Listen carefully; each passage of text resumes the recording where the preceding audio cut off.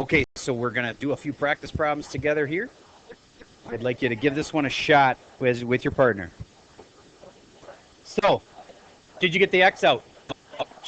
Then, what did you have after you got the x out? Well, you would have had 2x squared minus 5x minus 3. Can you keep factoring? Oh, yes, you can. You have two sets of parentheses, 2x and x. And then let me just show you how you can be smart about this. Don't take lots of time. Just slap in a 3 and a 1. I don't care where. Don't like overthink it. And then slap in one positive, one negative. Don't overthink it. And then test it. The outside and the inside here. Okay, this one happened to work right away the first time. Okay, so that's really unlikely. But if I had switched the 1 and the 3, for instance, and say this was a 3 and the 1, you'd know that it was wrong because the middle term wouldn't be negative 5. The outside and the inside would give me this totally different answer of positive x. Well, whenever the answer's way off, you switch the numbers. What if the answer is exactly opposite of what you want? Then you switch the signs. Positive and negative get reversed if it's the exact opposite. All right, anyway, we got that one pretty quick. How about this one? Everybody, with your partner, get the answer, and then raise your hand as soon as you're confident you got it. Let's see which group is first. You already got it? Okay, tell me, what do you think it is? Go ahead.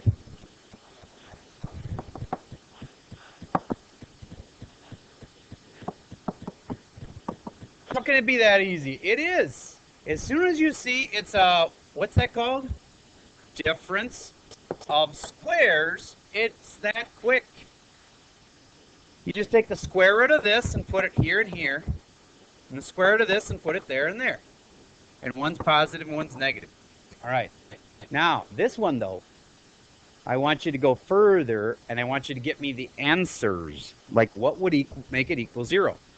They're called the zeros, or the roots.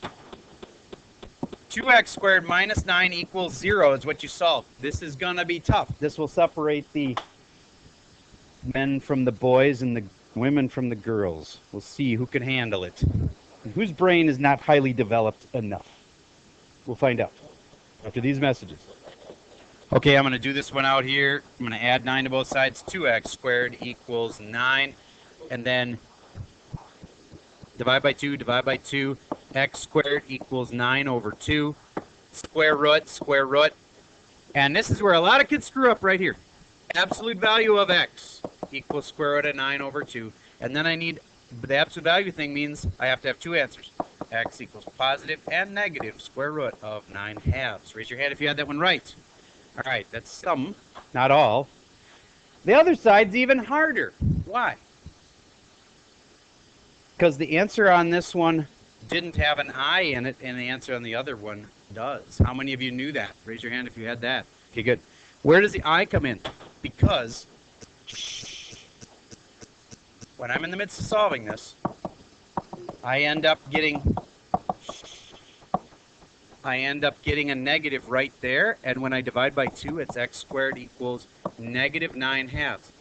How is that possible to have something squared equaling a negative? Gentlemen, stop talking. Something squared equaling a negative is not possible. So you end up with this. Square root of negative means I root 9 halves. And then I use the plus minus trick. Plus minus I root 9 over 2. That is as hard as they could ever be when it comes to the imaginary solving. How many of you think that you could handle that on the test? Okay, good. Now your question.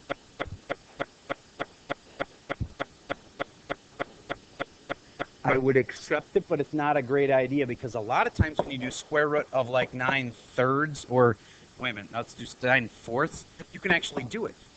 Because the square root of 9 is 3, and the square root of 4 is 2. The answer would be 3 halves. Whereas if you had said this was some decimal, you know, like 1.75 or whatever, you'd probably never know that it would have worked. So, all right. Now back to this guy. This is divide and conquer. The same way that, what was his name again? Alexander the Great. That was his model. All right. See if you can handle the divide and conquer. If you don't remember it, hopefully your partner does. If neither one of you remember it, and it's the blind leading the mathematically blind, I'll come over and help you.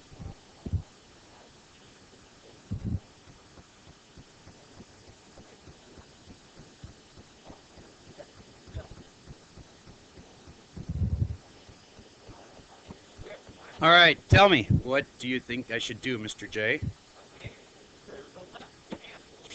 Quiet, please, while he is... Thank you. While he is explaining his answer, let's be polite. Go ahead. 2x squared, and then what do you got left? Agreed. What comes next? Good. What comes next? Then what?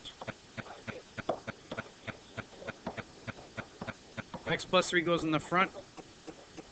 2x squared minus 3. You are right. Raise your hand if you had that one right. Okay, good. All right, next kind is the big dad. All right, my first thought on this is you're not going to know which number to use for synthetic unless you do what? Calculator.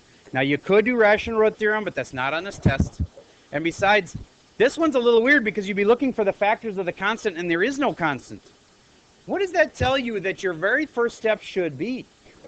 Yes, taking out an x out of everything is a good idea. Now, I wouldn't use synthetic for that, though.